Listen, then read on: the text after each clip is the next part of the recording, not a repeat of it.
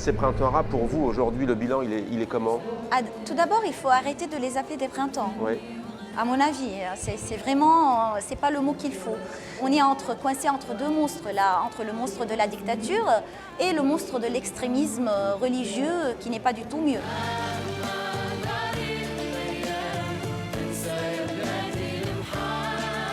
En Égypte, il y a une lutte maintenant entre deux courants très clairs, les islamistes qui ne sont plus au pouvoir, mais qui sont très forts et peuvent bloquer ce pouvoir, et les forces laïques, libérales, femmes, minorités. Au milieu, il y a les militaires.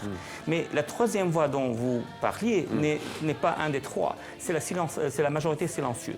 J'ai vu des reportages alarmistes d'une façon incroyable. Moi, je suis tout le temps en Tunisie, je croyais qu'ils parlaient de Kaboul. C'est vrai qu'on a un président fou, mais il y a Hollande. C'est vrai qu'on a les islamistes, mais il y a Le Pen. C'est vrai qu'il y a les salafistes, mais il y a les fascistes en Europe.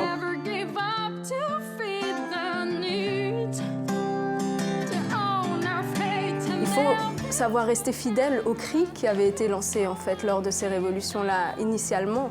Un cri qui certes aujourd'hui malheureusement est un peu recouvert par ce brouhaha des enjeux politiques biaisés, de ce que finalement les partis essayent de faire, travestissent finalement. Mais un cri qui est néanmoins bel et bien toujours là si l'on tend l'oreille. Vous y croyez, vous? Ah oui, moi j'y crois. Le monde voit différemment la Méditerranée depuis ces soulèvements?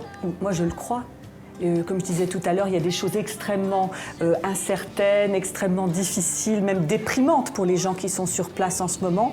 Mais il y a une capacité de résilience qui est fascinante. On ne peut pas être désenchanté tant qu'on est encore en combat. Ce qu'il faut comprendre en Tunisie, c'est qu'il y a une révolution qui a commencé en décembre 2010, qui ne s'est pas terminée le 14 janvier et qui continue. Et là, selon moi, on est devant une étape décisive.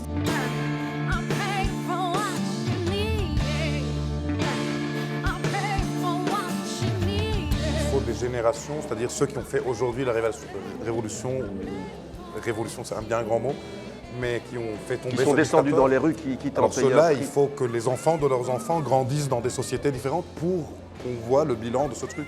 C'est vrai qu'on est dans une période transitoire, qu'on est mal gouverné, qu'on a des gens incompétents qui nous gouvernent, mais je pense que c'est la transition.